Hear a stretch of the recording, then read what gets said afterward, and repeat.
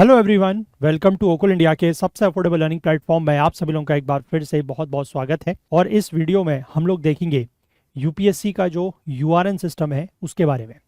UPSC ने पहले जो फॉर्म भरने के लिए जो एक ओटीआर सिस्टम लेके आए थे, that is one time registration system, उसको यूपीएससी ने चेंज कर दिया है, उसको रिप्लेस कर दिया है यूआरएन सिस्टम से। तो अब सभी लोग जिनको फॉर्म्स भरने हैं यूपीएससी के एग्ज़ाम्स के, तो उनको ये यूआरएन सिस्टम जो है ये फॉलो करना होगा और इसके थ्रू अपना रजिस्ट्रेशन जो है वो करना होगा। तो कैसे इस रजिस्ट्रेशन को करना है और क्या क्या इसमें जो है वो प्रोसीजर्स हैं, क्या क्या प्रोसेस है, कौन कौन से डॉक्यूमेंट्स आपको चाहिए, वो सब कुछ मैं आपको इस वीडियो में बताऊंगा। तो इस वीडियो में हम लोग पूरा का पूरा जो ये यूआरएन का सिस्टम है इसको डिटेल में और complete step by step process के साथ समझेंगे। तो आप इस वीडियो में अंत तक मेरे साथ बने रहिएगा। तो चलिए शुरू करते हैं। तो देखिए, पहले से क्या होता था कि जब आप यूपीएससी का ओटीआर करते थे तो आप गूगल में इस तरीके से जाके या किसी भी और वेब ब्राउज़र में जाके, है ना, सर्च इंजन में जाके आपने यूपीएससी ओटीआर टाइप किया। अब जो यूपीएससी ओटीआर जब आप टाइप करते थे तो आपको ये पहला लिंक मिलता था। ठीक है, इस लिंक को बड़े ध्यान से देखिएगा, upsconline.gov.in। ठीक है, ये लिंक हुआ करता था।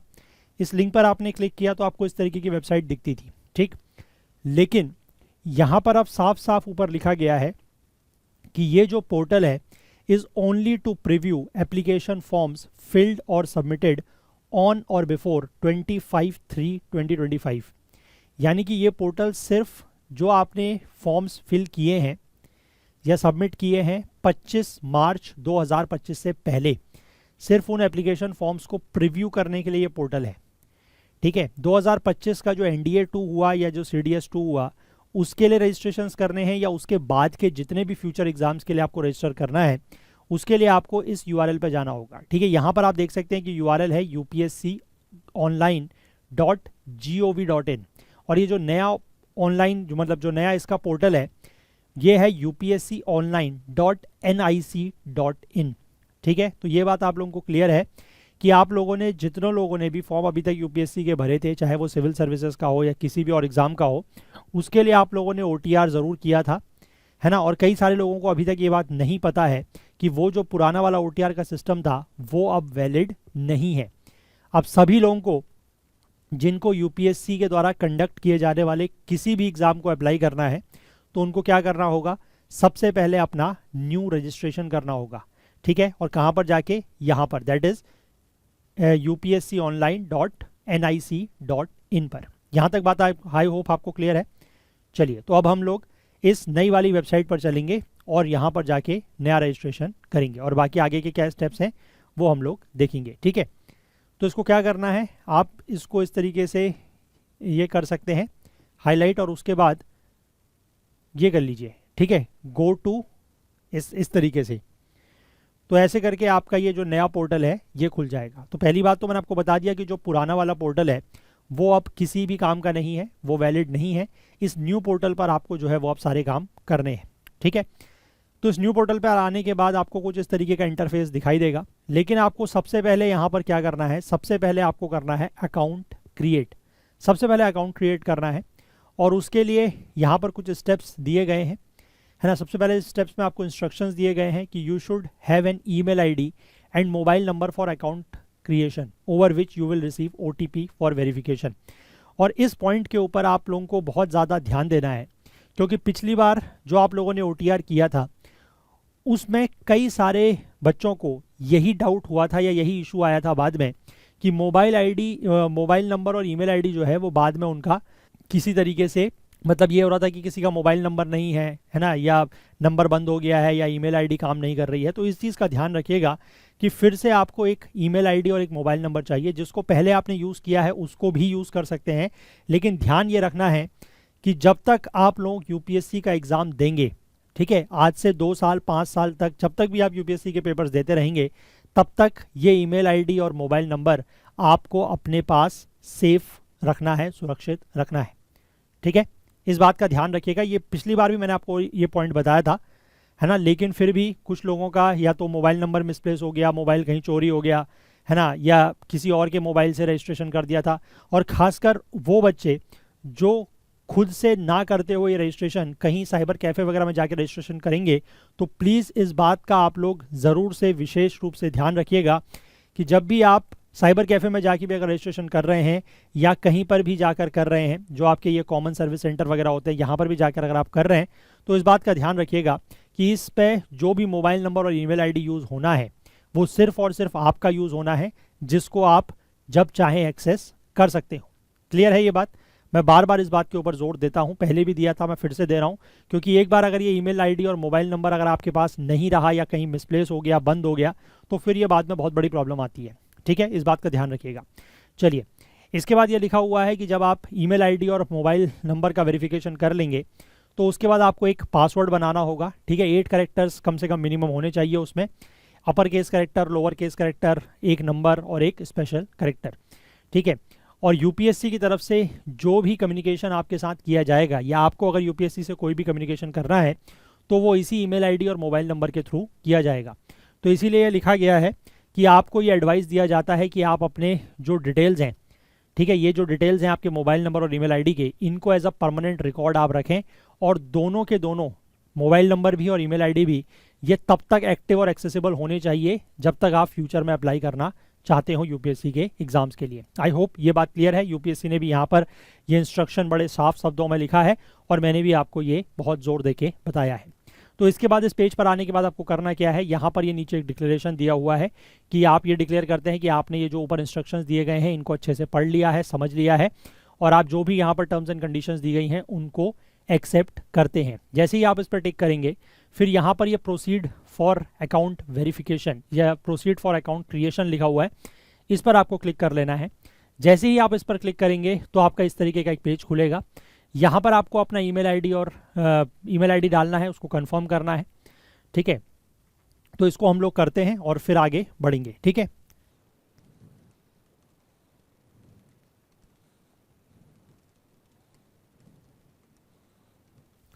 तो यहाँ पर मैंने अपना ईमेल आईडी जो है वो इसमें एंटर कर दिया है।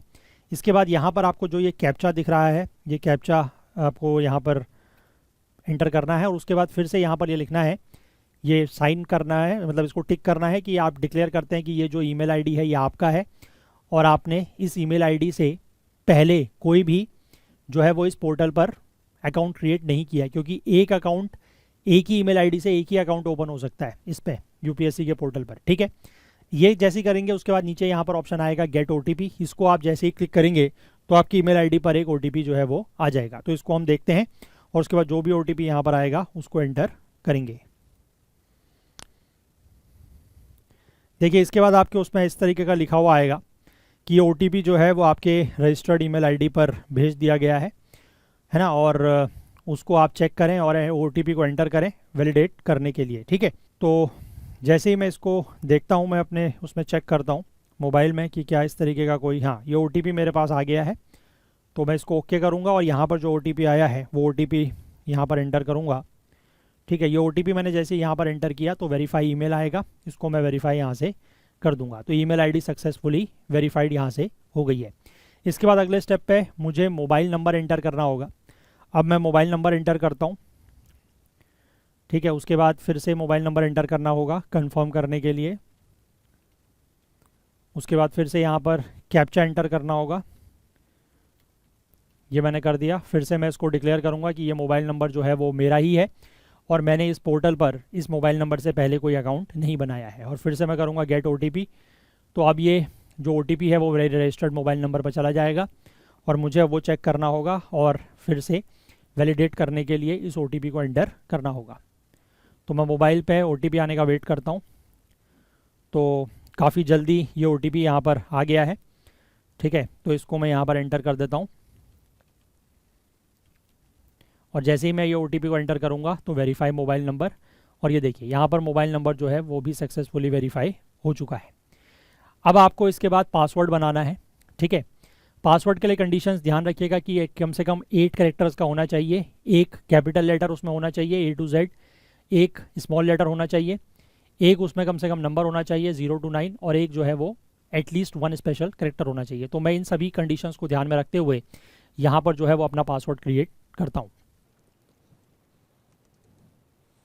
ठीक है, तो इस तरीके से इन कंडीशंस को ध्यान में रखते हुए आपको भी अपना जो पासवर्ड है वो बना लेना है। और मैं इस पासवर्ड को कहीं पर नोट भी कर लेता हूँ सो दैट कि फ्यूचर में ज़रूरत पड़े तो इस पासवर्ड का मैं यूज़ कर सकूँ लॉगिन करने के लिए। ठीक है, वैसे तो लॉगिन करने के और भी तरीके हैं, OTP वगैरह से भी हो जाता है, बट फिर भी इस पासवर्ड को आप लोगों ने जो यहाँ पर क्रिएट किया है उसको आप लोग ज़रूर याद भी रखें, कहीं पर नोट कर लें, क्योंकि ये अदरवाइज़ बाद में काम आता है लॉगिन करने के लिए। ठीक है, तो इसको एंटर करने के बाद यहाँ पर करेंगे क्रिएट पासवर्ड, और देखिए इसके बाद आपके पास सक्सेस का मैसेज आएगा कि you have successfully created your account. तो मेरा अकाउंट जो है वो यहाँ पर क्रिएट हो चुका है।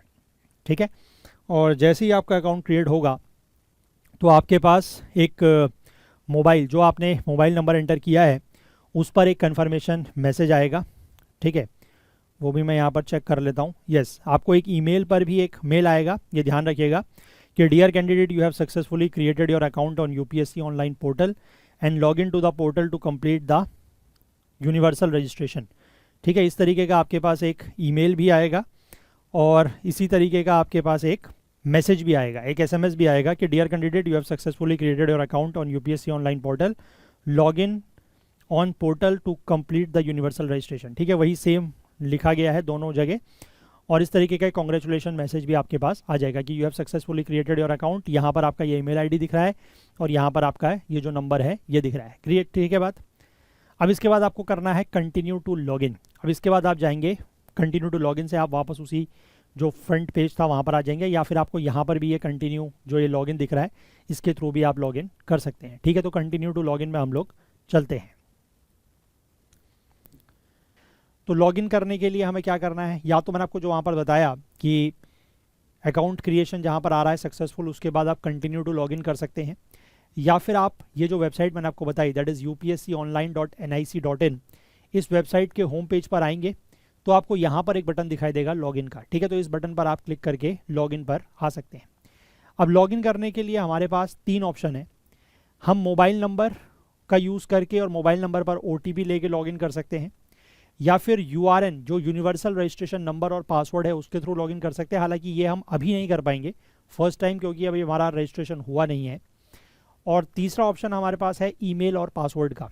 ठीक है, तो आप ये चीज़ ध्यान रखिएगा, इसीलिए मैंने आपको शुरुआत में बताया और UPSC ने भी आपको क्लियर इंस्ट्रक्शंस दिए हैं कि आपको अपना ईमेल आईडी और मोबाइल नंबर जो है वो बिल्कुल एक्टिव रखना है, एक्सेसिबल रखना है, और साथ ही साथ जो पासवर्ड मैंने बताया, जो पिछले स्टेप में हमने पासवर्ड बनाया, इसीलिए मैंने कहा कि आप उसको भी बिल्कुल अच्छे से नोट डाउन करके रखें। ठीक है, तो अभी हमारे पास ईमेल आईडी और पासवर्ड का ऑप्शन है, या मोबाइल और OTP का ऑप्शन है ना। URN तो अभी हमारा बना नहीं है, तो हम मोबाइल और OTP का यूज़ करके जो है वो अपना यहाँ पर लॉगिन करते हैं।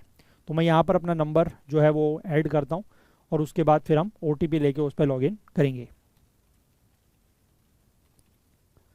तो ये मैंने यहाँ पर नंबर एंटर कर दिया, इसी के साथ मैं यहाँ पर जो ये कैप्चा दिया हुआ है इसको एंटर करता हूँ एंड देन सेंड OTP। ठीक है, अब आएगा कि OTP has been send to registered mobile number, please check and enter the OTP to validate. ठीक है, OTP मेरे मोबाइल नंबर पे भेज दिया गया है, उसको मैं यहाँ पर एंटर करता हूँ और उसके बाद फिर आगे बढ़ेंगे। तो मैं थोड़ा सा वेट कर रहा हूँ, OTP जैसे ही आता है उसके बाद मैं इसको एंटर करूँगा। थोड़ा समय आपको जो है इसमें वेट करना चाहिए, और अगर थोड़े टाइम के बाद, मतलब अगर 1-2 मिनट के बाद भी OTP नहीं आ रहा है तो यहाँ पर ये रीसेंड OTP दिया गया है, इसको आप क्लिक कर सकते हैं, और जैसे ही आप क्लिक करेंगे तो दोबारा वही मैसेज आएगा और OTP आपके पास आ सकता है। ठीक है, इसको बहुत बार भी क्लिक ना करें, लेकिन ये जो रीसेंड OTP है इसको बार बार भी क्लिक ना करें। ठीक है, थोड़ा सा वेट कर लें, एक बार आप मोबाइल नंबर एंटर करते हैं तो उसके बाद OTP आने के लिए थोड़ा सा वेट कर लें 1-2 मिनट का। ठीक है, क्योंकि कभी कभी सर्वर पर अगर ज़्यादा रिक्वेस्ट जाती है तो थोड़ा सा उसमें टाइम लगता है, तो 1-2 मिनट का वेट कर लें, आपको 1-2 मिनट में OTP जो है वो मिल जाना चाहिए। तो हम भी अभी यहाँ पर OTP के लिए वेट कर रहे हैं। तो थोड़ा टाइम रुकने के बाद अभी भी OTP मेरे पास नहीं आया है, तो मैं एक बार इसको रीसेंड OTP और करूँगा 1 लास्ट टाइम, और अगर इसके बाद भी OTP नहीं मिला मुझे तो फिर मैं हो सकता है कि ईमेल और पासवर्ड का यूज़ करूँ। ठीक है, क्योंकि ये प्रॉब्लम है। ठीक है, ये तो हमेशा की प्रॉब्लम है, पहले भी होती थी, अभी भी हो रही है कि OTP जो है वो कभी कभार थोड़ा सा डिले होके आता है ना। तो इसलिए इस बात को भी हमें समझना है, क्योंकि मैंने आपको पहले ही बताया था कि रजिस्ट्रेशन तो हमारा मतलब जो अकाउंट क्रिएशन है वो तो हो चुका है, उसमें तो कोई इशू नहीं है ना, क्योंकि उसका तो मेरे पास सक्सेसफुली अकाउंट क्रिएट हो चुका है, उसका मेल भी आया था और उसका एक एसएमएस जो है वो भी आया था, तो उसका तो कोई इशू नहीं है। बट यहाँ पर ये ओटीपी नहीं आ पा रहा है, आई डोंट नो व्हाई। ठीक है, मोबाइल नंबर भी मैं चेक कर पा रहा हूँ, तो मोबाइल नंबर भी मैंने बिल्कुल सही एंटर किया हुआ है, लेकिन उसके बाद भी ओटीपी नहीं आ रहा है।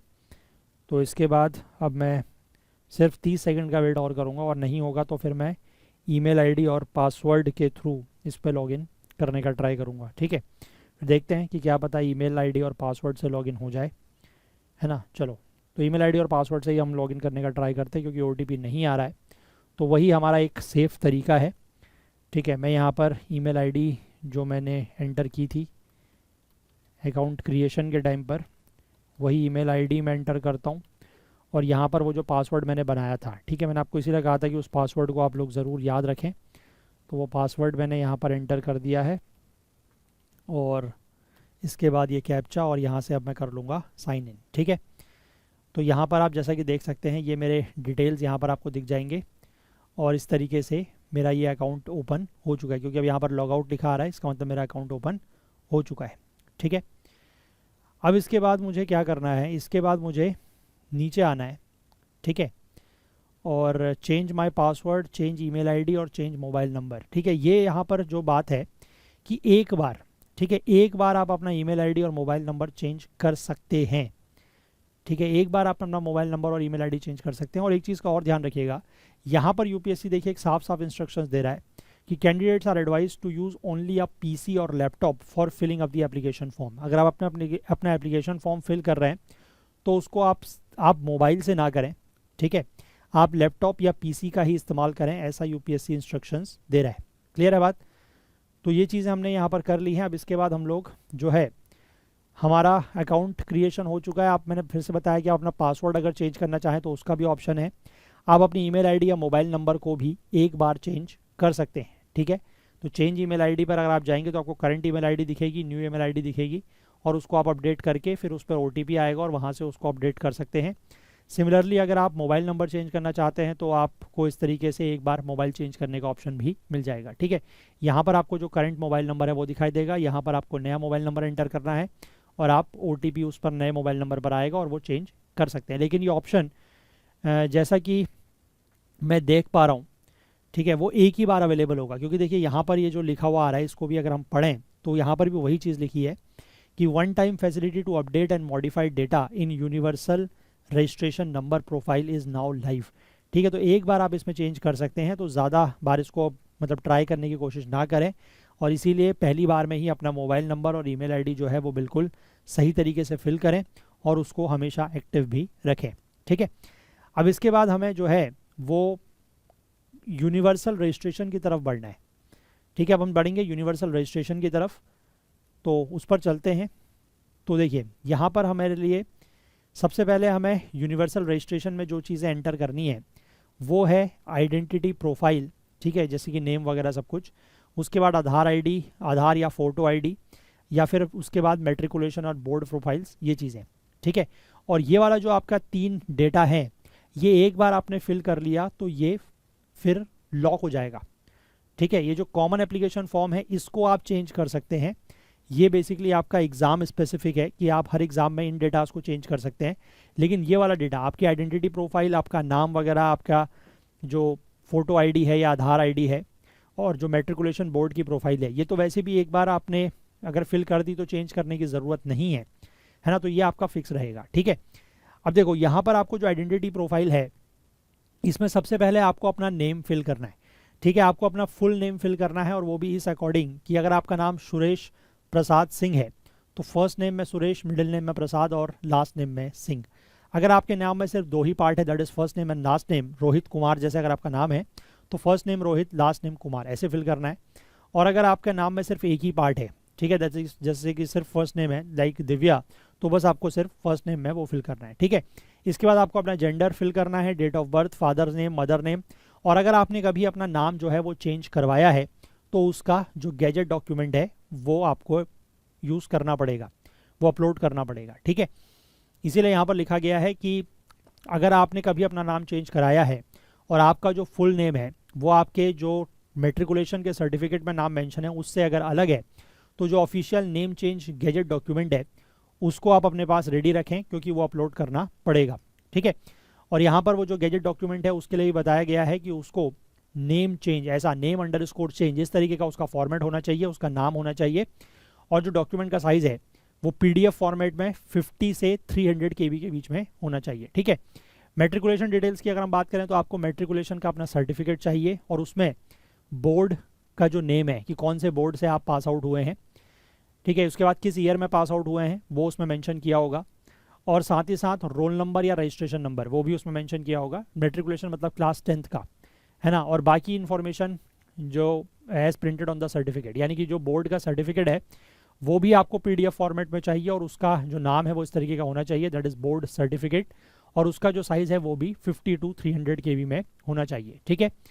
इसके बाद आपको एक Aadhaar, active Aadhaar linked mobile number is required to receive OTP for identity verification, क्योंकि जब आप इसमें आधार का यूज़ करेंगे, है ना, तो आधार को वेरीफाई करने के लिए OTP लगता है, और ये OTP उस नंबर पर आएगा जिस नंबर से आपका आधार नंबर लिंक्ड है, ठीक है। क्योंकि आधार में भी एक मोबाइल नंबर आपका लिंक होगा ना, तो आधार को वेरीफाई करने के लिए OTP उस नंबर पर जाता है जिस नंबर पर आधार लिंक्ड है, ठीक है। तो वो आपको जो मोबाइल नंबर है, चाहे वो आपका हो या आपके किसी फैमिली मेम्बर का हो, वो चाहिए होगा वो आधार को वेरीफाई करने के लिए। और अगर आप आधार का यूज़ नहीं करते हैं तो आप बाकी अदर जो valid government issued ID cards हैं, जैसे कि वोटर ID है, पैन कार्ड है, पासपोर्ट है, इनका भी यूज़ कर सकते हैं, ठीक है। और इस चीज़ का ध्यान रखें कि जितने भी सारे डॉक्यूमेंट्स, मतलब जो भी डॉक्यूमेंट्स आप यूज़ करते हैं वो सारे के सारे डॉक्यूमेंट जो हैं ओरिजिनल होने चाहिए, फ़ोटोकॉपी उनके यूज़ नहीं कर सकते हैं, वैलिड होने चाहिए और क्लियरली लेजिबल होने चाहिए। मतलब उनकी जो आप फ़ोटोज़ वगैरह लेंगे, इमेज उसकी क्लिक करेंगे तो वो काफ़ी क्लियर दिखाई देनी चाहिए, ठीक है। ID कार्ड जो है वो भी JPG फॉर्मेट में होना चाहिए, उसका जो नाम है वो ID_ कार्ड, इस तरीके से फाइल का नाम होना चाहिए। फाइल का नाम का भी ध्यान रखें, इस बार UPSC ने फाइल नेम को लेकर भी क्लियर स्पेसिफिकेशन दिया है कि जो फाइल आप लोग अपलोड कर रहे हैं, चाहे वो आपके नेम चेंज का जो गैजेट डॉक्यूमेंट है उसका नाम हो, उस फाइल का नाम हो, that is name_change, PDF format में होना चाहिए 50 to 300 KB, या फिर जो आपका मेट्रिकुलेशन का सर्टिफिकेट है उसका नाम होना चाहिए फाइल नेम PDF फॉर्मेट में board_certificate, size is again 50 to 300 KB। और सिमिलरली आपका जो ये है ID कार्ड है, ठीक है, चाहे आधार हो या कोई भी और ID कार्ड हो, वो JPG फॉर्मेट में होना चाहिए, और उसका जो साइज़ बताया गया है 20 to 200 KB, और उसका जो फाइल नेम है that should be ID_ card. इन चीज़ों का आप लोग ध्यान रखिएगा। तो पहले आपके पास ये तीनों चीज़ें हैंडी होनी चाहिए, उसके बाद ही आप जो है वो यूनिवर्सल रजिस्ट्रेशन के लिए प्रोसीड करिएगा, ठीक है। पहले इन तीनों चीज़ों को, और मतलब ये तीनों फाइल्स आपके पास होनी चाहिए। अगर नाम चेंज आपने नहीं करवाया है तब भी ये 2 फाइल्स तो सभी के लिए चाहिए, है ना। मेट्रिकुलेशन डिटेल्स का जो सर्टिफिकेट है, मेट्रिकुलेशन का सर्टिफिकेट, वो चाहिए, और आपको ये जो ID कार्ड है, ठीक है। और अगर आप आधार का यूज़ कर रहे हैं तो जिस नंबर से आपका आधार कार्ड लिंक है वो नंबर भी आपको चाहिए, क्योंकि उस पर OTP आएगा, ठीक है। तो ये जो 2 डॉक्यूमेंट्स है ये तो सभी के लिए वैलिड है, सभी को रिक्वायर्ड है, मैंडेटरी है। और अगर आपने नाम चेंज करवाया है अपना कभी भी, और आपका जो फुल नेम है वो जो प्रेजेंट का फुल नेम है वो आपका अगर जो 10th की मार्कशीट पर या सर्टिफिकेट में जो नेम मेंशन है उससे अलग है, तो आपको ये नेम चेंज का जो गैजेट डॉक्यूमेंट है इसकी भी ज़रूरत पड़ेगी, ठीक है। तो ये पहले आप इन तीनों डॉक्यूमेंट्स की या 2 डॉक्यूमेंट्स की जो भी हैं इनको आप प्रॉपर अरेंज करके रखें, इनका साइज़ वगैरह में जो है वो सेट करके रखें, और इनका फाइल नेम भी जो यहाँ पर दिया हुआ है उसके अकॉर्डिंग करें। उसके बाद ही फिर यूनिवर्सल रजिस्ट्रेशन की तरफ प्रोसीड करें, ठीक है। यहाँ तक बात क्लियर है? चलिए, तो अब हम प्रोसीड करते हैं, प्रोसीड फॉर यूनिवर्सल रजिस्ट्रेशन। अब जिस पर हम ऐसे, इस पर जैसे ही हम क्लिक करेंगे तो हमारे पास ये सारे ऑप्शंस जो हैं वो फिल करने के लिए आ जाएंगे। तो एक एक करके हम इनको फिल करते हैं। आइडेंटिटी प्रोफाइल पर हम लोग हैं, पहले हम इनको फिल करते हैं और देखते हैं क्या क्या डेटा हमें यहाँ पर फिल करना है, उसके बाद फिर आगे बढ़ेंगे, ठीक है। तो पहले नेम जो है वो फिल करना है, that is first name, middle name and last name. इसके हिसाब से अगर आपके नाम में सिर्फ 2 ही हैं, मतलब फर्स्ट और लास्ट हैं, तो मिडिल को स्किप कर देना है। और अगर आपका नाम सिर्फ एक ही है, मतलब सिर्फ फर्स्ट नेम है, तो वो यहाँ पर फिल करना है। और दूसरी बात ये भी ध्यान रखना है कि आपको जो इनिशियल्स हैं, ठीक है, जैसे मिस्टर, डॉक्टर, इस तरीके के इनिशियल्स का यूज़ नहीं करना है। क्लियर है बात? चलिए, तो यहाँ पर अब हम नाम जो है वो लिखना स्टार्ट करते हैं। ठीक है, नाम जो है ये अपने आप ही डिफ़ॉल्ट बाय डिफ़ॉल्ट ही कैपिटल में फिल हो रहे हैं। ठीक है, तो इस तरीके से आप यहाँ पर नाम फिल कर सकते हैं। उसके बाद फिर आपको यहाँ पर कंफर्म नेम, यानी कि इसी नेम को दोबारा कंफर्म करना है। अगर मिडिल नेम है तो वहाँ पर भी लिख सकते हैं। ठीक है, इसके बाद आपसे ये ऑप्शन पूछ रहा है कि is the above name the same as the name printed on the 10th class matriculation और equivalent board examination certificate issued by the examination board. ठीक है, कि ये जो आपने ऊपर नाम फिल किया है, क्या यही नाम आपके क्लास 10th और मेट्रिकुलेशन के बोर्ड एग्जामिनेशन के सर्टिफिकेट में भी मेंशन है? अगर है तो यस करेंगे, और अगर नहीं है तो इसका मतलब आपने जो नेम चेंज किया है आप वो बता रहे हैं कि आपका 10th क्लास में जो है वो नेम कुछ और था और बाद में आपने नेम चेंज कर लिया है। ठीक है, अगर आप नो करेंगे तो फिर आपको वो जो गैजेट वाला डॉक्यूमेंट है वो अपलोड करना होगा। बट अगर आपका नेम सेम है तो आप इसको यस करेंगे। ठीक है, तो फिर आपका यहाँ पर आ जाएगा कि full name as per your this is, यही सेम नेम रहेगा। ठीक है, और वो यहाँ पर नीचे जो डेटा है कि name as printed in your 10th class और matriculation equivalent board examination certificate, वो यहाँ पर ऑटोमेटिकली वो डेटा फेच हो जाएगा। ठीक है, जैसे ही आप उसको यस करेंगे। अगर नो करेंगे तो फिर आपसे ये पूछा जाएगा कि आपके पास वैलिड गैजेट नोटिफिकेशन है या नहीं है। अगर है तो फिर आपको जो नेम यहाँ पर पहले वो नेम लिखना होगा जो आपके 10th क्लास के सर्टिफिकेट में है, और उसके बाद फिर यहाँ पर ये आपको जो गैजेट नोटिफिकेशन है आपके पास जो डॉक्यूमेंट है उसकी डिटेल्स फिल करनी होगी। ठीक है, कि किस स्टेट का बना हुआ है, पहले यहाँ पर आपको स्टेट मेंशन करना है। फिर आप कोई भी स्टेट लेंगे तो उसके बाद आपको यहाँ पर उसके रिलेटेड डिस्ट्रिक्ट्स आएंगे। जैसे अगर मैं लेट से बिहार अगर यहाँ पर लेता हूँ तो फिर यहाँ पर बिहार की सारी डिस्ट्रिक्ट्स आ जाएंगी, जिस भी डिस्ट्रिक्ट का वो बना हुआ है, क्योंकि उसमें जो अथॉरिटी है उनके सिग्नेचर वगैरह होंगे, है ना। तो वो किस डिस्ट्रिक्ट का है वो आप यहाँ से सिलेक्ट कर सकते हैं। उसके बाद यहाँ पर उसमें गैजेट का कोई यूनिक नंबर होगा गैजेट में लिखा हुआ, तो वो आपको यहाँ पर मेंशन करना है, और किस डेट पर वो नोटिफिकेशन इशू हुआ है वो आपको यहाँ पर उस डेट को मेंशन करना है। ठीक है, और साथ ही साथ जो आपको वो डॉक्यूमेंट है उस डॉक्यूमेंट का PDF आपको अपलोड करना है। 50 to 300 KB का साइज होना चाहिए, और उसका जो फाइल नेम है, जो PDF का नेम है, वो इस तरीके से होना चाहिए, name_change.pdf। ठीक है, और उसको आप यहाँ पर चूज़ करके जहाँ पर भी वो होगा वहाँ से आप इसको अपलोड कर सकते हैं। ठीक है, वो आपको करना पड़ेगा, और उसके बाद वो यहाँ पर आपको दिखने लग जाएगा। ठीक है ना। लेकिन अगर आपका नाम जो है वो 10th में भी सेम है और अभी भी सेम है, कोई नाम में चेंज नहीं है, तो आप इसको नो करेंगे तो ये नीचे वाले ऑप्शंस जो हैं ये अपने आप हट जाएंगे। ठीक है, चलिए इसके बाद हम बात करेंगे जेंडर की। तो आप जेंडर हमें फिल करना है, तो जेंडर में मेल, फीमेल, ट्रांसजेंडर, यहाँ पर सभी कुछ है। जो भी आपका जेंडर है वो आप यहाँ से सिलेक्ट करें। उसके बाद आपको जेंडर को कंफर्म करना है। देन आपकी बात आती है DOB की, डेट ऑफ बर्थ। ठीक है, अब यहाँ पर आपको डेट ऑफ बर्थ DDMMYYYY इस फॉर्मेट में जो है वो फिल करना है। ठीक है, यहाँ पर बेसिकली इसको क्लिक करने के बाद कोई कैलेंडर टाइप नहीं ओपन हो रहा है, तो आपको खुद से मैनुअली इसको डेटा एंटर करना पड़ेगा। ठीक है, आप सिंपली ऐसे अपना डेट ऑफ बर्थ यहाँ पर एंटर कर दें, और सिमिलरली उसी डेट ऑफ बर्थ को आप यहाँ पर कंफर्म भी कर दें।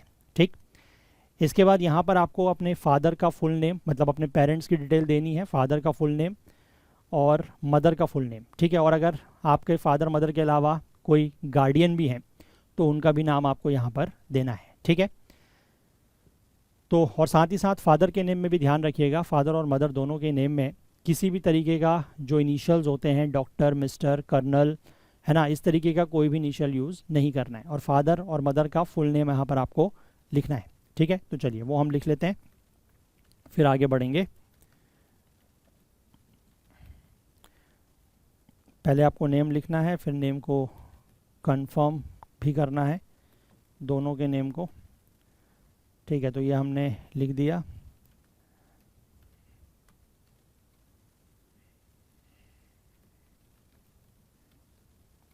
ठीक है, इस तरीके से हमने फादर मदर के नेम को लिख लिया, और जब ये सारा डेटा आपका सही हो जाएगा तो यहाँ पर इस तरीके से आपको टिक्स भी लगे हुए दिख जाएंगे। ठीक है, तो ये सारा डेटा हमारा यहाँ तक हो गया।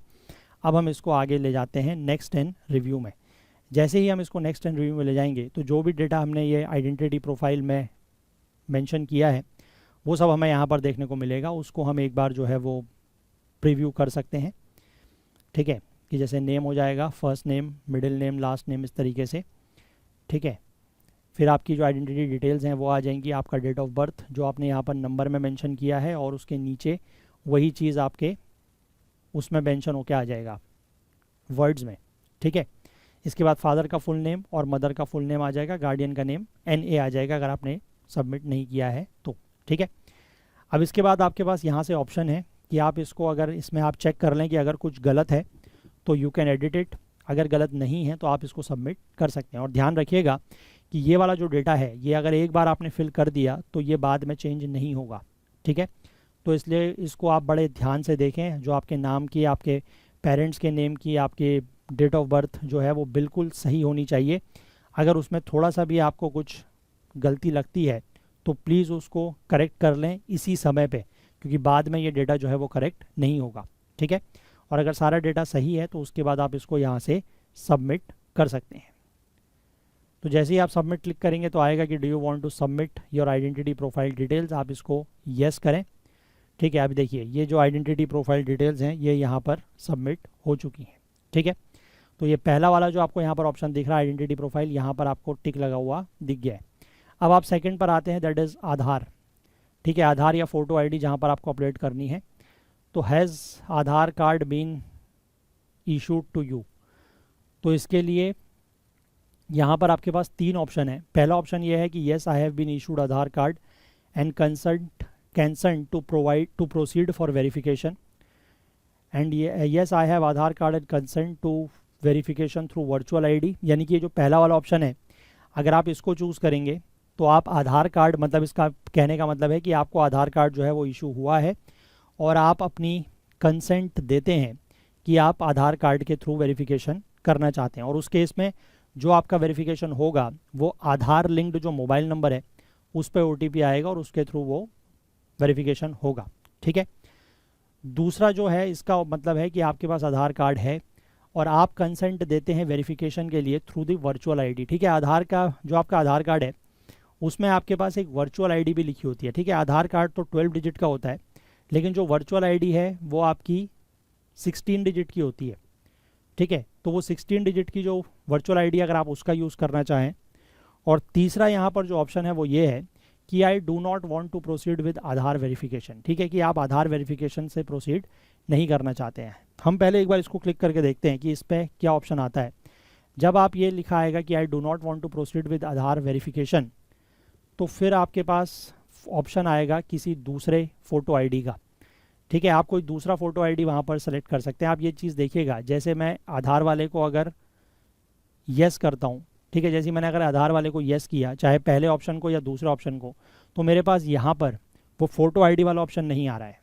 तो यहाँ पर जो ये 3 ऑप्शन दिए हुए हैं इसमें से अगर आप ये जो थर्ड वाला ऑप्शन है इसको अगर सेलेक्ट करते हैं कि I do not want to proceed with Aadhaar verification, तो जैसे ही आप इस पर क्लिक करेंगे तो आपको यहाँ पर ये साइड में फ़ोटो आईडी का ऑप्शन आ जाएगा कि आप आधार के अलावा, है ना, कोई और फ़ोटो आईडी का यूज़ कर सकते हैं।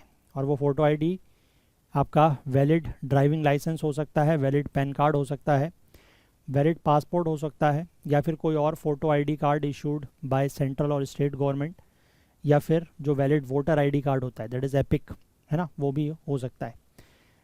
बस कंडीशन ये ध्यान रखिएगा कि आप यहाँ पर जो भी ये डॉक्यूमेंट मेंशन करेंगे वही सेम डॉक्यूमेंट आपका जो फॉर्म है उसमें माना जाएगा, है ना। वो आपका जो एग्ज़ाम का एडमिट कार्ड होगा उस पर भी वही डॉक्यूमेंट जो है वो मेंशन होके आएगा, और जब आप एग्ज़ाम देने जाएंगे उस दिन भी आपको वही सेम डॉक्यूमेंट जो है वो अपने साथ कैरी करना होगा, ठीक है।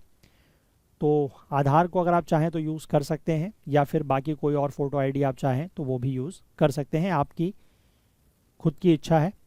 तो अगर मैं इसमें आधार का यूज़ करता हूँ कि I have been issued Aadhaar card and consent to proceed for verification, तो यहाँ पर यह लिखा हुआ है कि I the holder of Aadhaar number mention below hereby provide my consent to the UPSC New Delhi to utilise my Aadhaar number, name, date of birth and mobile number for authentication with the UIDAI and I have been informed by the UPSC that my identity information will be used exclusively for the examination and recruitment processes administered by the commission.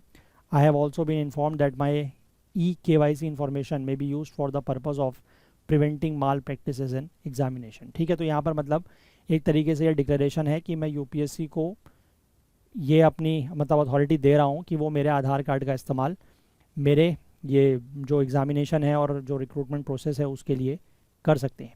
ठीक है, तो इस पर आप अगर आपको मतलब आप जिसको चाहे विजुअली इम्पेयर्ड अगर हैं तो आप इस कंसेंट को सुन भी सकते हैं।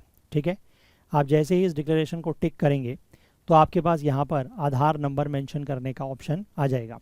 अगर सिमिलरली आप आधार नंबर की बजाय ये जो वर्चुअल आईडी है इसके थ्रू वेरीफाई करना चाहते हैं तो जैसे ही आप इसको क्लिक करेंगे तो यहाँ पर टिक करने के बाद आपको नीचे वर्चुअल आईडी जो मैंने बताया 16 डिजिट की होती है उसका ऑप्शन आएगा। लेकिन अगर आप यहाँ पर फर्स्ट ऑप्शन चूज़ करते हैं तो आपको 12 डिजिट का जो अपना आधार नंबर है वो डालना होगा। तो आप जैसे ही 12 डिजिट का आधार नंबर यहाँ पर एंटर करेंगे और नीचे ये जो कैप्चा दिया हुआ है ये आप यहाँ पर जैसे ही कैप्चा फिल करेंगे तो आपको ये गेट आधार OTP आएगा। और ये ध्यान रखिएगा कि ये जो आधार का OTP है ये उस मोबाइल नंबर पर आएगा जिससे आपका आधार नंबर या आधार कार्ड जो है वो लिंक है।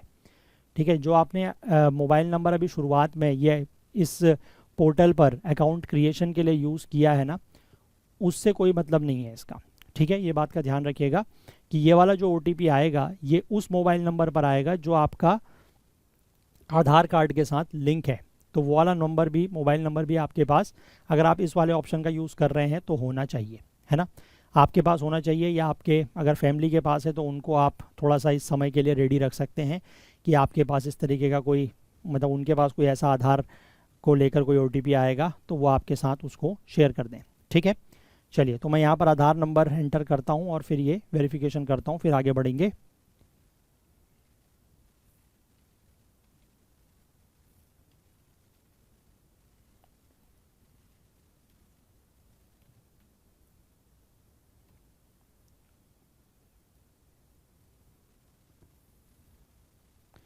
तो OTP will be send to your Aadhaar linked mobile number, इसको आप ओके करें।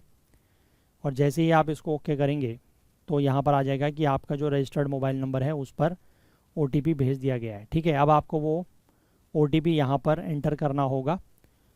ठीक है, तो यहाँ पर मैं चेक कर पा रहा हूँ ये मेरे पास आ चुका है। अब जैसे ही मैं इसको यहाँ पर एंटर करता हूँ,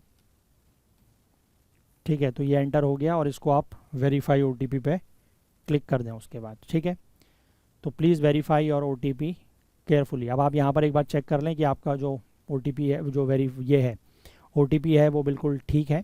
तो OTP को आप केयरफुली अगर कहें कि हाँ येस इट इज़ करेक्ट तो उसके बाद ये डेटा प्रोसेस्ड सक्सेसफुली। ठीक है, तो आपका डेटा यहाँ से प्रोसेस हो जाएगा और यहाँ पर आपका जो आधार में डिटेल है, ठीक है, वो यहाँ पर आ जाएगी। आपका नेम, आपका डेट ऑफ बर्थ, जेंडर, आपका जो landmark, locality, state, pin code, ये सब कुछ आपका जो डेटा है वो आधार से यहाँ पर लिंक हो जाएगा और आपकी जो फ़ोटो वगैरह आधार में यूज़ हुई है वो भी यहाँ पर आपको दिख जाएगी। ठीक है, इसके बाद इसमें क्या करना है, नेक्स्ट एंड रिव्यू। ठीक है, इसके बाद नेक्स्ट एंड रिव्यू पे जाना है। अब यहाँ पर फिर ऊपर से जो हमने पीछे डेटा देखा था उसके साथ और भी डेटा यहाँ पर जुड़ गया है कि has Aadhaar card been issued to you. तो आपका वही जो येस आधार कार्ड इशूड है, आधार में जो नंबर है वो आ जाएगा, लास्ट के 4 डिजिट, आपका नेम, आपका date of birth, gender, landmark, locality, state, pin code, district, country, ये सब। ठीक है, और जो full name as per your identity profile जो आपने पीछे फिल किया था ये वो है। ठीक है, इसके बाद आप इसको सबमिट कर सकते हैं। अगर इसमें कुछ गड़बड़ है तो एडिट भी कर सकते हैं, अगर नहीं है तो आप इसको भी सबमिट कर दें। ठीक है, और वही बात है कि आधार और फोटो आईडी की डिटेल्स आप सबमिट करना चाहते हैं तो इसको येस कर दीजिए। ये डेटा भी एक बार आपने अगर सबमिट कर दिया तो फिर दोबारा चेंज नहीं होगा, तो इसलिए इसको भी बड़े ध्यान से कीजिएगा। ठीक है, येस आप इसको करते हैं तो are you sure you want to submit your photo identity card. इसको आपको चेंज करना है, कोई और मेथड यूज़ करना है जैसे मैंने आपको पीछे दिखाया तो आप उसको चूज़ डिफरेंट मेथड कर सकते हैं। अगर इसी मेथड को आपने एग्री करना है तो आप इसके साथ प्रोसीड कर सकते हैं। ठीक है, मैं एक बार आपको जो बाकी मेथड्स हैं थोड़ा सा उनका भी अगर हम चेक करके देखें। ठीक है, कि अगर ये फ़ोटो आईडी वगैरह है तो इसमें जैसे ड्राइविंग लाइसेंस आप अगर यूज़ करते हैं तो यहाँ पर जो आपके driving licence, valid driving licence का नंबर है, वो ड्राइविंग लाइसेंस कब इशू हुआ है और कब इसकी एक्सपायरी है, ठीक है। और साथ ही साथ आपको जो फ़ोटो आईडी कार्ड है उसकी इमेज यहाँ पर अपलोड करनी पड़ेगी, ठीक है। तो ये बेसिकली ड्राइविंग लाइसेंस को डिजी लॉकर से फेच करने के लिए बता रहा है, तो वो आप कर सकते हैं, इसमें कोई अपलोड करने का ऑप्शन नहीं है, ठीक है। सिमिलरली अगर आप पैन कार्ड की बात करें तो पैन कार्ड में आपको यहाँ पर वैलिड पेन जो है अपना एंटर करना होगा, और डिजिटल जो डिजी लॉकर है वहाँ से आप पेन को भी फेच कर सकते हैं। सिमिलरली पासपोर्ट के लिए, ठीक है, since you have not opted for Aadhaar authentication PAN और DL you may have to report at the examination centre an hour earlier other than candidates for verification, ठीक है। ये भी ध्यान रखिएगा कि अगर आप आधार, पैन या ड्राइविंग लाइसेंस इनका यूज़ नहीं कर रहे हैं, इनके अलावा कुछ और यूज़ कर रहे हैं, तो इसमें लिखा गया है कि आपको जो आपका एग्जामिनेशन सेंटर होगा वहाँ पर कम से कम 1 घंटा पहले पहुँचना होगा, ठीक है, ताकि आपका वेरिफिकेशन वहाँ पर अलग से किया जा सके, ठीक है। तो ये पासपोर्ट वगैरह अगर आप एंटर करते हैं, पासपोर्ट नंबर, पासपोर्ट कब इशू हुआ है, कब उसकी एक्सपायरी डेट है, और साथ ही साथ अगर आप इसको फिल करते हैं तो आपको ये पासपोर्ट यहाँ पर अपलोड भी करना पड़ेगा, ठीक है ना। और इसकी यहाँ पर गाइडलाइंस भी दी गई हैं कि पैन कार्ड इस तरीके से, पासपोर्ट इस तरीके से, ठीक है, ड्राइविंग लाइसेंस इस तरीके से, क्या क्या यहाँ पर दिया गया है, आप उनको किस किस तरीके से अपलोड कर सकते हैं इमेज लेके, वो यहाँ पर बताया गया है, ठीक है। अगर पासपोर्ट की हम बात करें या फिर किसी गवर्नमेंट आईडी की अगर हम बात करें, स्टेट और सेंट्रल गवर्नमेंट की, तो उसमें भी यही कंडीशन है कि अगर आप इन मतलब आधार, पैन और डीएल के अगर अलावा कोई और आईडी यूज़ करते हैं तो आपको एग्जामिनेशन सेंटर पर 1 घंटा पहले पहुंचना पड़ेगा। तो इसलिए मैं ये कहूँगा कि अगर आप मतलब अगर वाकई में चाहते हैं, ठीक है, मतलब किसी तरीके की अगर परेशानी में नहीं पड़ना चाहते हैं या ज़्यादा टाइम अपना वेस्ट नहीं करना चाहते हैं, खासकर उस दिन एग्ज़ाम के दिन, तो आप आधार, पैन या डीएल में से ही कुछ यूज़ करें तो वो बेटर रहेगा, ठीक है। क्योंकि बाकी सब के लिए फिर वही है कि आपको 1 घंटा पहले जो है वो सेंटर पर पहुंचना पड़ेगा, क्योंकि वो कुछ एक्स्ट्रा वेरिफिकेशन फिर वहाँ पर आपकी करेंगे, ठीक है। और अभी बेसिकली यूपीएससी का ये भी नियम आया है ना, कि जो एग्ज़ाम्स होंगे यूपीएससी के उसमें फेस रिकग्निशन जो है अब किया जाएगा, है ना। तो वो बेसिकली फ़ोटो जब हम लोग अभी अपलोड करेंगे तो मैं उसमें आपको बताऊंगा कि किस चीज़ बात का ध्यान रखना है, ठीक है। तो ये हो गया। और ये लास्ट वाला जो ऑप्शन है, this is again the same. अगर आप एपिक जो है वो अपलोड करते हैं, जो आपका वोटर आईडी कार्ड होता है, अगर उसको अपलोड करते हैं तो उसका नंबर यहाँ पर फिल करेंगे, वैलिड वोटर आईडी कार्ड जो कब इशू हुआ है उसकी डेट जो कार्ड में मेंशन होगी वो है यहाँ पर एंटर करेंगे, और उसके बाद उसको भी अपलोड करेंगे, ठीक है। फॉर्मेट वही रहेगा जेपीजी का, साइज़ भी वही है 20 से 200 KB के बीच में, और फाइल का जो नेम है दैट शुड बी ID_कार्ड, ठीक है, उसको आप यहाँ से अपलोड कर सकते हैं। लेकिन बात वही है कि अगर आप ये शुरुआती 2 जो यहाँ पर दिए गए हैं, that is DL, driving licence, PAN card और आधार कार्ड, अगर इसके अलावा कुछ भी और आईडी का यूज़ करते हैं तो मैं फिर से कहूँगा कि आपको साफ साफ दिया गया है कि एग्ज़ाम सेंटर पर 1 घंटा पहले जो है वो पहुँचना होगा। क्लियर है बात? चलिए, तो ये तीनों ऑप्शन मैंने आपको बता दिए हैं, है ना। अब मैं यहाँ पर जो है ये किसी और आईडी के साथ प्रोसीड करता हूँ, दैट इज़ लेट से वोटर आईडी एपिक के साथ मैं प्रोसीड करता हूँ। आप किसी भी आईडी के साथ प्रोसीड कर सकते हैं। और मैंने आपको बताया कि अगर आप आधार, पैन कार्ड और डीएल, ड्राइविंग लाइसेंस, इनके अलावा अगर किसी भी कार्ड को, मतलब किसी भी आईडी कार्ड को यूज़ करते हैं, चाहे वो पासपोर्ट हो, चाहे वो सेंट्रल या स्टेट गवर्नमेंट के द्वारा इशू किया गया कोई भी और फोटो आईडी कार्ड हो, या फिर जो आपका एपिक कार्ड यानी कि वैलिड वोटर आईडी कार्ड होता है, अगर उसको यूज़ करते हैं तो उसके लिए आपको फिर 1 घंटा पहले जो है वो सेंटर पर पहुंचना होगा, ठीक है। तो मैं फ़िलहाल यहाँ पर एपिक कार्ड का यूज़ कर रहा हूँ, क्योंकि मैं खुद के लिए, मतलब एक खुद के उससे रजिस्ट्रेशन कर रहा हूँ, तो मुझे तो पेपर देना नहीं है ना, तो इसलिए ज़बरदस्ती में मैं आईडी कार्ड मतलब आधार कार्ड का इस्तेमाल नहीं करना चाहता, तो मैं एपिक कार्ड का यहाँ पर इस्तेमाल करता हूँ, ठीक है। मैं इसको एंटर करता हूँ, यहाँ पर आधार एपिक कार्ड का नंबर आएगा, यहाँ पर इसका जो इशू का डेट है वो आएगा, और उसके नीचे यहाँ पर फ़ोटो अपलोड की जाएगी। मैं इतना करता हूँ और फिर इससे आपके साथ आगे फिर मिलता हूँ, ठीक है।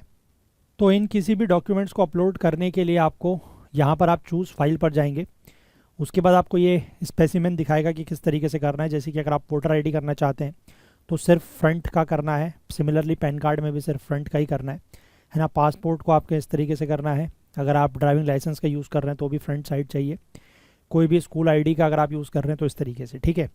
मैं इसको इस तरीके से अपलोड करता हूँ और फिर इसको चूज़ करने के बाद आपको यहाँ पर अपलोड का बटन प्रेस करना है। तो do you want to upload, yes, और ये अपलोडेड सक्सेसफुली हो गया है। ठीक है, तो यहाँ पर इस तरीके से ग्रीन आ जाएगा। पहले अब फोटो दिख रही थी, जैसे ही अपलोड करते हैं फिर यहाँ पर ग्रीन आ जाएगा। इसके बाद आपको नेक्स्ट एंड रिव्यू पर जाना है। नेक्स्ट एंड रिव्यू करने के बाद आपको यहाँ पर डिटेल्स दिख जाएंगी।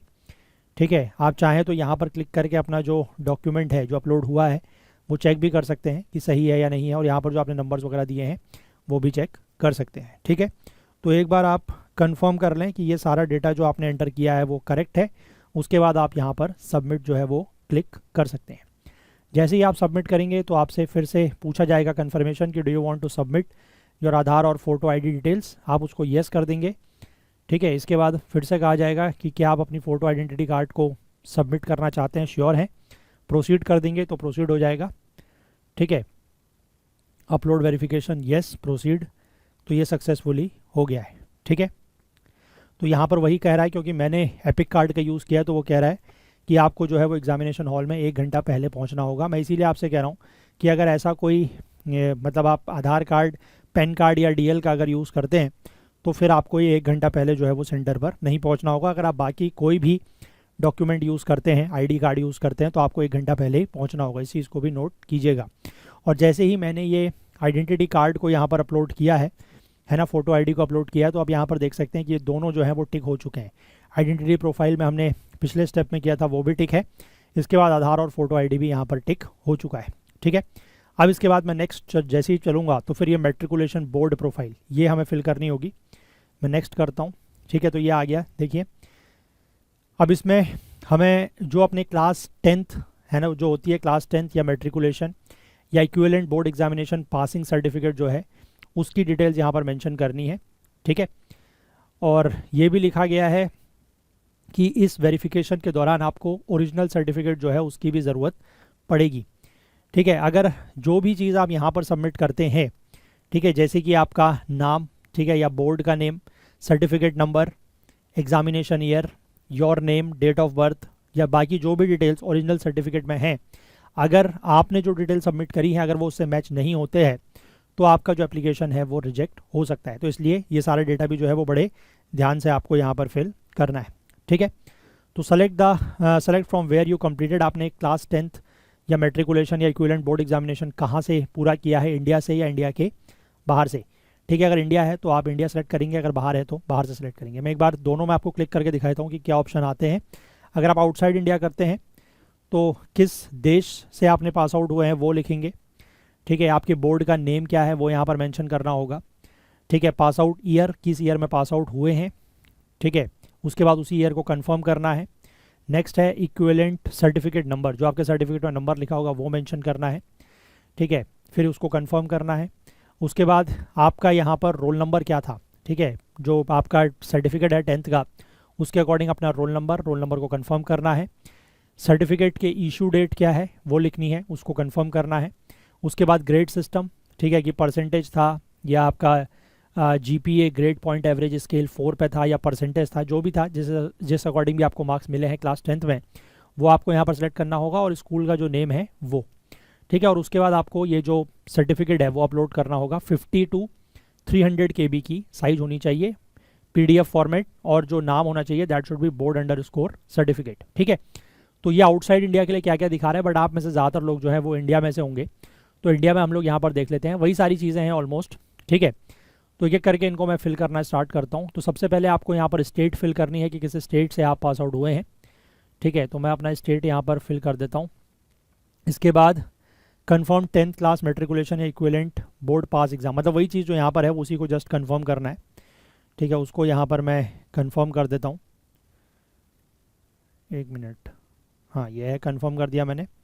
इसके बाद बोर्ड का नेम पूछ रहा है, CBSE, ICSE या जो भी बोर्ड्स हैं वो आप यहाँ पर लिख सकते हैं। ठीक है, आपका जो भी बोर्ड होगा वो सारे बोर्ड्स के यहाँ पर नाम आ जाएंगे। अगर आपका बोर्ड यहाँ पर मेंशन नहीं है तो आप अदर में भी लिख सकते हैं। ठीक है, अदर करेंगे तो फिर उसके बाद आपका बोर्ड नेम यहाँ पर मेंशन करने को आएगा, बट मेरा तो CBSE है, मैं CBSE फिल कर देता हूँ। सिमिलरली यहाँ पर मैं कंफर्म करने के लिए CBSE, central board of secondary education. ठीक है, थोड़ा सा ऊपर नीचे नाम कभी हो सकते हैं, जैसे यहाँ पर शुरुआत में सीबीएसई सबसे ऊपर आ रहा है, बट इस वाले में सीबीएसई थोड़ा सा नीचे आ रहा है, ठीक है। तो वो चीज़ें आप थोड़ा सा स्क्रॉल कर लीजिएगा ऊपर नीचे तो मिल जाएगा। इसके बाद यहाँ पर पास आउट ईयर है, तो मैं पास आउट ईयर अपना फिल कर देता हूँ। सिमिलरली यहाँ पर पास आउट ईयर को कंफर्म करना है, वो भी मैंने कर दिया। अब सर्टिफिकेट नंबर, ठीक है, तो सर्टिफिकेट नंबर भी मैं अपने सर्टिफिकेट से देख के यहाँ पर फिल करता हूँ। तो इस तरीके से आप यहाँ पर अपना नंबर फिल कर सकते हैं। और इस बात का भी ध्यान रखिएगा कि ये जो नंबर आप यहाँ पर फिल करेंगे वो अल्फ़ा न्यूमेरिक भी ले रहा है, उसमें स्लैश का जो वो होता है स्पेशल कैरेक्टर, वो भी यहाँ पर ही एक्सेप्ट कर रहा है, ठीक है। इसके बाद इसका रोल नंबर यहाँ पर आपसे पूछा गया है, तो आप रोल नंबर भी फिल कर सकते हैं।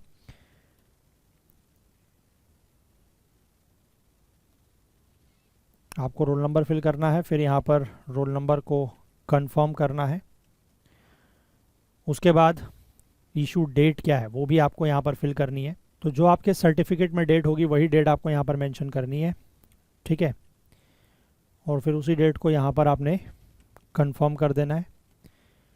इसके बाद आपसे पूछा जाएगा कि ग्रेड सिस्टम था या क्या था, तो अपना तो परसेंटेज था, मैं परसेंटेज लिख देता हूँ। इसके बाद आपसे परसेंटेज पूछी जाएगी कि आपकी परसेंटेज कितनी थी, तो ये मुझे एक बार थोड़ा सा चेक करना पड़ेगा। वैसे मतलब एग्जैक्टली मुझे ध्यान नहीं आ रहा है, बट मतलब डेसिमल का कुछ इशू हो सकता है, तो मैं थोड़ा सा एक बार उसको चेक कर लेता हूँ, ठीक है। और उसके बाद फिर उसको यहाँ पर फिल करता हूँ। तो परसेंटेज आप यहाँ पर एग्जैक्टली डेसिमल में आपको फिल करनी है। इसके बाद पूछ रहा है कि क्या आपको अपना स्कूल का जो UDISE कोड होता है वो पता है या नहीं पता है। अगर नहीं पता है तो आप उसको नो भी कर सकते हैं, कोई ऐसे टेंशन लेने की ज़रूरत नहीं है, नो करें, ठीक है। नो करेंगे तो उसके बाद फिर ये आगे आपको सर्च करने का ऑप्शन देगा। अगर आपको पता है तो आप डायरेक्टली, देखो मैं दिखाता हूँ, अगर आपको पता है तो आप येस करके फिल कर सकते हैं। अगर नहीं लिखेंगे तो ये आपको फिर सर्च करने का ऑप्शन देगा, आप यहाँ से सर्च भी कर सकते हैं, ठीक है। तो आप अपना स्कूल यहाँ से अगर सर्च करेंगे तो उसका जो UDISE कोड है वो भी आ जाएगा और साथ ही साथ आपके स्कूल का नेम भी आ जाएगा, ठीक है। उसके बाद आपको यहाँ पर जो है वो फिर से सर्टिफिकेट अपना अपलोड करना है। तो सर्टिफिकेट के लिए आप चूज़ फाइल कर सकते हैं या फिर डिजी लॉकर अगर आपका कनेक्ट है तो वहाँ से भी आप कर सकते हैं, ठीक है। इसमें बेसिकली डिजी लॉकर का फिर वो अकाउंट मांगेगा, ठीक है, तो उसकी ज़रूरत नहीं है। आप अच्छा ये लेकिन ये प्रॉब्लम है कि आप अगर ऐसा करेंगे तो ये बाहर आ जा रहा है, ठीक है।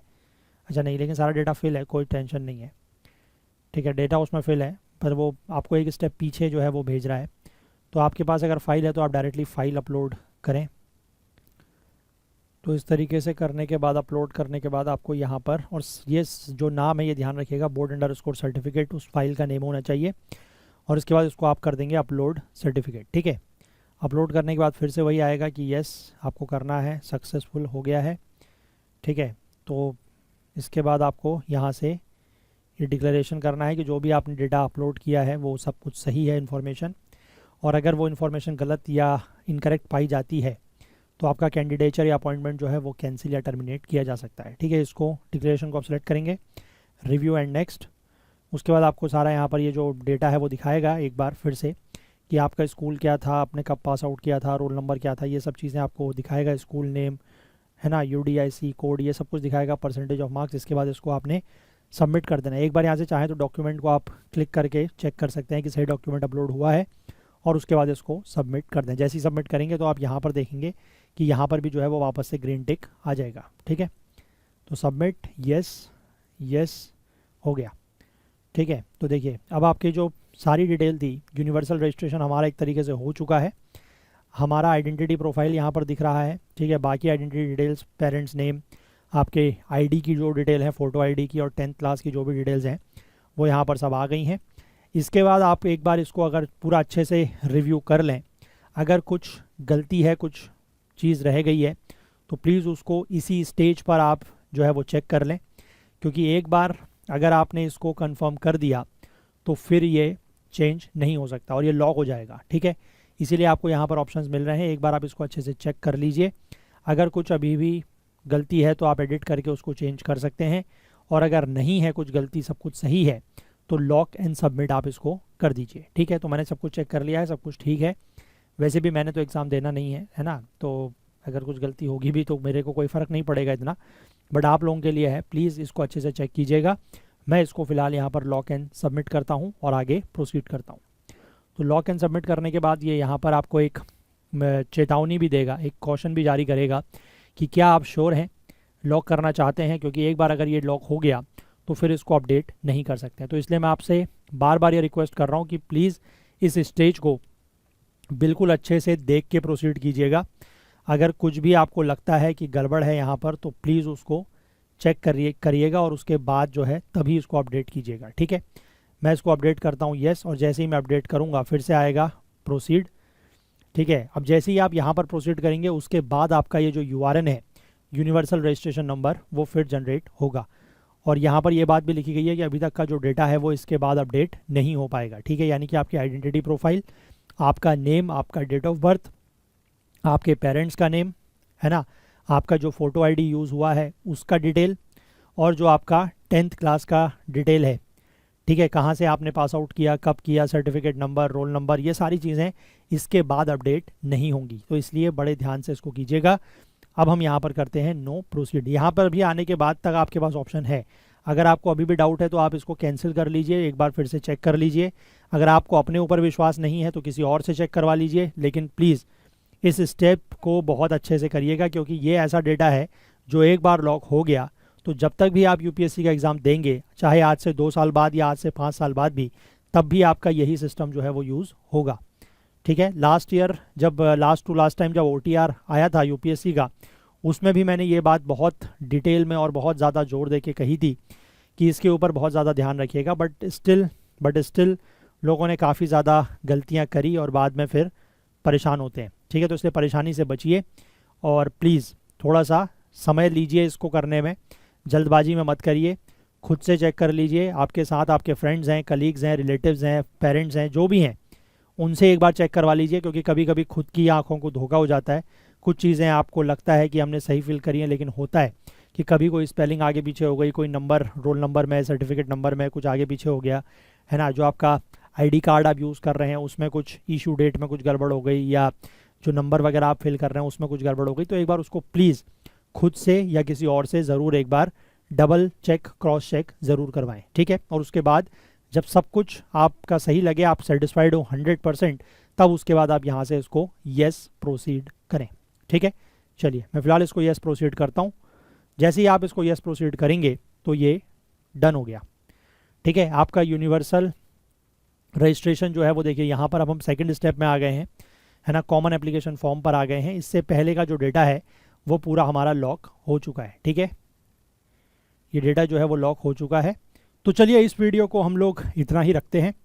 इस वीडियो में हम लोगों ने बेसिकली कि शुरुआत में अकाउंट क्रिएशन कैसे करना है वो सीख लिया, और साथ ही साथ जो यूआरएन वाला पार्ट है, यानी कि जिसमें हमें अपना पर्सनल प्रोफाइल बनाना है। ठीक है ना, पर्सनल प्रोफाइल में अपना नेम, अपना डेट ऑफ बर्थ, अपने पेरेंट्स का नेम वो फिल करना है। उसके साथ साथ जो हमें फ़ोटो आईडी का अपलोड करना है ना, आधार या कोई भी और फ़ोटो आईडी, उसके बारे में, और साथ ही साथ जो मैट्रिकुलेशन या 10th की बोर्ड प्रोफाइल है वो अपलोड करना। तो वो सब हम लोगों ने देख लिया है, तो इसको हम लोग इतना ही रखते हैं। इसका जो सेकंड पार्ट आएगा इस वीडियो का, उसमें हम लोग आगे का जो प्रोसेस है, यानी कि जो कॉमन एप्लीकेशन फॉर्म वाला पार्ट है उसको देखेंगे। ठीक है, और ये दोनों ही स्टेप्स पूरे करने के बाद आपका जो ये पूरा का पूरा यूआरएन है ये कंप्लीट हो जाएगा, एंड आप रेडी हो जाएंगे किसी भी एग्ज़ाम में अप्लाई करने के लिए। ठीक है, तो चलिए अगर आपको कोई भी डाउट होता है, कोई भी इशू आता है, तो यहाँ पर जो ये व्हाट्सएप नंबर दिया गया है, इस नंबर पर आप लोग हमसे कांटेक्ट कर सकते हैं व्हाट्सएप के थ्रू। और ध्यान रखिएगा कि कुछ भी अगर डाउट हो तो प्लीज़ कुछ भी स्टेप लेने से पहले, है ना, किसी भी स्टेप पर कुछ भी करने से पहले आप पूछिएगा, क्योंकि करने से पहले अगर आप पूछते हैं तो उसमें फिर कुछ भी चेंजेस किए जा सकते हैं। लेकिन अगर आप कुछ भी कर देते हैं और उसके बाद पूछते हैं कि सर ऐसा हो गया है, अब हमने ऐसा कर दिया है, अब हम क्या करें, तो फिर उसमें हम भी कुछ खास नहीं कर पाते हैं। ठीक है, तो इसलिए प्लीज़ ये नंबर मैं आप लोगों के साथ शेयर कर रहा हूँ। अगर कुछ भी डाउट हो तो प्लीज़ कुछ भी स्टेप लेने से पहले आप लोग पूछिएगा। तो चलिए इस सेशन में इतना ही, अगले सेशन में फिर से मिलेंगे और इस पूरी प्रोसेस को आगे कंप्लीट करेंगे। तो तब तक के लिए अपना बहुत बहुत ध्यान रखें। Please do take care of yourself. Thank you, have a nice day, bye bye.